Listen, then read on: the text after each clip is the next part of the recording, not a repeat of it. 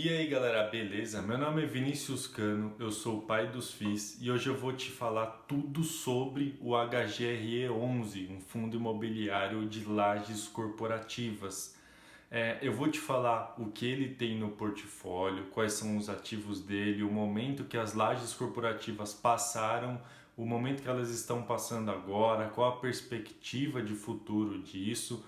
Vou falar um pouco também do que esse fundo em específico está passando, né? Eu vou falar os pontos fortes e fracos dele. E antes de eu começar, né, eu gostaria que você se inscrevesse no canal, porque eu estou gravando esse vídeo aqui 3 horas da manhã, meu olho já está pequeno já, mas eu estou gravando isso daqui de graça para vocês, né? Eu acredito que dessa vez eu mereço uma inscrição aí no canal, beleza? Então, falando um pouco sobre o fundo imobiliário, né? Ele é um fundo imobiliário de lajes corporativas, assim como eu falei. Ele está cotado hoje a R$ 137,20, né? No momento que eu gravo esse vídeo. Ele tem um dividend yield de quase 8% ao ano. Ele está com um preço sobre valor patrimonial de 0,83 e tem mais de 113 mil cotistas, tá bom?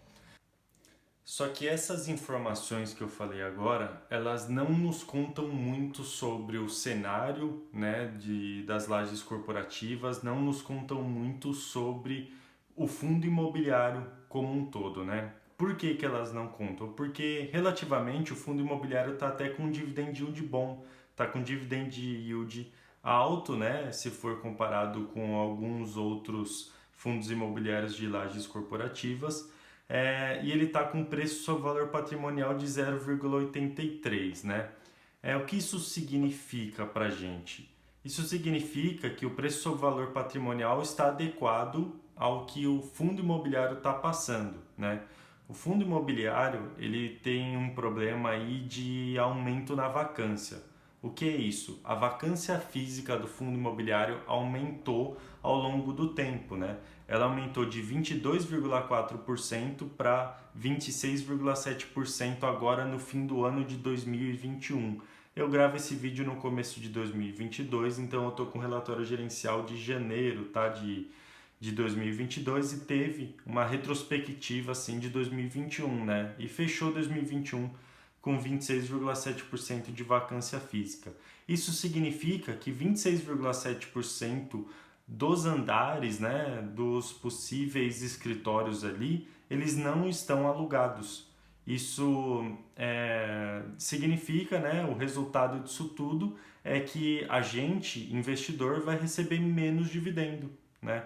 Esses escritórios poderiam estar sendo alugados, o fundo poderia estar recebendo mais dinheiro e a gente, investidor, também poderia estar recebendo mais dinheiro, né?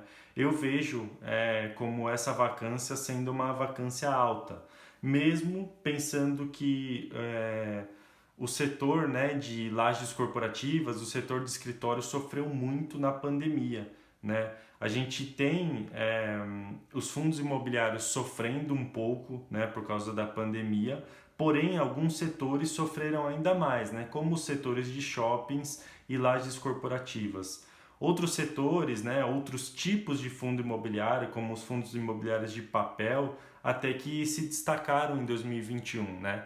Mas os fundos imobiliários, os fundos de fundos sofreram bastante, né? Os fundos de desenvolvimento sofreram bastante e os de tijolo também. Então, esse foi um dos fundos imobiliários que sofreu bastante e o que agravou a situação dele foi a vacância física. Por exemplo, né, nós temos 19 imóveis no portfólio desse fundo imobiliário, né? Temos imóveis no Rio Grande do Sul, no Paraná, no Rio de Janeiro e em São Paulo, em sua maioria, né?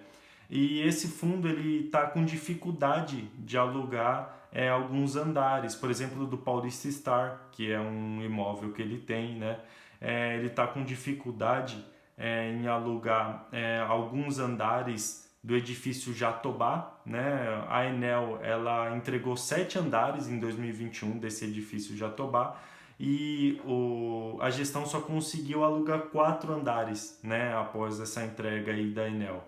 Então, o fundo imobiliário ele está com uma dificuldade de alocação dessas lajes corporativas. Isso quem está falando não sou eu, tá? Isso está no relatório gerencial de janeiro de 2022. Né? Até legal você que está pensando em investir no fundo, você que entrou nesse vídeo aqui, para pegar uma percepção minha, né, sobre esse fundo imobiliário, é legal que você leia o relatório gerencial, tudo que o gestor fala, tudo que aconteceu, né? Leia também os fatos relevantes, porque nos fatos relevantes tem algumas coisas do passado falando de vendas, né, de edifícios, então é importante você ler, tá bom? E outra coisa que aconteceu também, né, e que me preocupa, eu sou investidor desse fundo, né, já passando um spoiler aqui, eu sou investidor desse fundo, e algo que me preocupa é que o Banco do Brasil alugava ali o edifício Antônio Chagas e o contrato se encerrou, né? É algo natural isso, tá? Não vejo como algo negativo, é algo natural um contrato se encerrar. E o Banco do Brasil, ele decidiu não continuar, né? Não renovar esse contrato, não continuar alugando esse edifício. E o que aconteceu é que o Banco do Brasil ainda está pagando esse edifício porque ele está fazendo umas obras, né? Tá cumprindo ali o contrato. O contrato dizia que o Banco do Brasil deveria deixar o imóvel de uma tal forma, né? Deveria ali fazer uma obra no imóvel, deixar ele da forma com que o Banco do Brasil pegou esse imóvel. Só que isso está constando como na vacância que o imóvel ainda está alugado. E de fato ainda está alugado. O Banco do Brasil ainda está pagando o aluguel desse imóvel. Só que em breve, né, no primeiro semestre de 2022, o Banco do Brasil já vai sair desse edifício. E aí a vacância financeira vai aumentar, a vacância física, desculpa, vai aumentar ainda mais. E eu vejo isso como negativo, né? A vacância física aumentando, isso quer dizer que vai ter menos aluguel para o investidor receber, né? Então vai ter menos dividendos, tá? E é só coisa ruim, né? Que eu vou falar desse fundo, eu vou falar só que a vacância está aumentando, que isso para mim não é positivo? Não, muito pelo contrário, tá?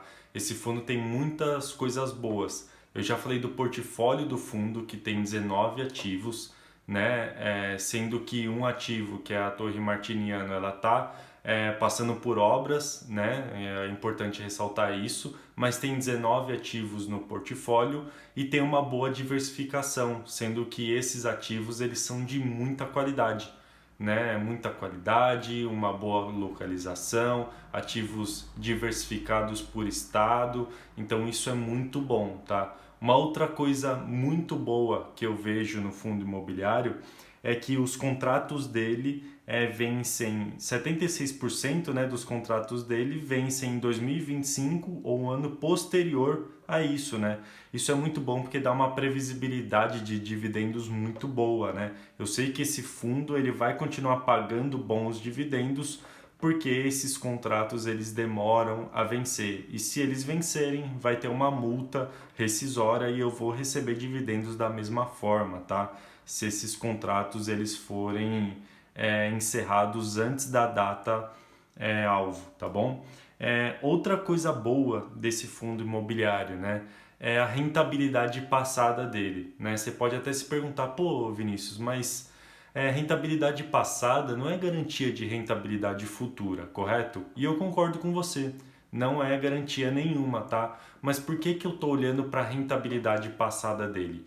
Porque esse fundo ele tem uma boa gestão. Se a gente olhar, ele teve uma rentabilidade de 323% desde o início do fundo imobiliário, que foi em fevereiro de 2009, né? Foi ali no comecinho de 2009, então ele tem uma rentabilidade muito boa. Isso nos diz que a gestão do fundo imobiliário é boa. A gestão acertou ao longo do tempo, ela se provou ao longo do tempo. E o que está acontecendo agora é um caso pontual, né? A gestão ela está trabalhando ali, continua trabalhando da mesma forma, continua sendo uma boa gestão, só que o próprio segmento de lajes corporativas é que está em crise, é que está passando por uma dificuldade. Isso me conforta um pouco.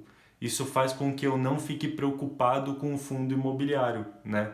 Existe um lado que me traz preocupação, que é o lado da vacância, porém eu sei que a boa gestão ela pode compensar isso, né? Isso faz eu continuar sendo investidor do fundo, né? Eu tenho ele em carteira, não vendi, não pretendo vender no curto prazo, né? Pode ser que no longo prazo aconteça algo que eu queira vender, mas no curto prazo eu não abro mão desse fundo imobiliário, tá? Eu, né, tenho estudado um pouco sobre as lajes corporativas, tenho estudado bastante sobre fundos imobiliários. Eu também, né, tenho um emprego aí CLT, full time, eu tô home office, mas a galera comenta um pouco sobre voltar, né, pro escritório. Então, eu acredito no futuro das lajes corporativas, tá? Eu não acho que acabou, que a gente vai trabalhar para sempre em home office, muito pelo contrário, já tem muita gente que voltou a trabalhar presencial, né?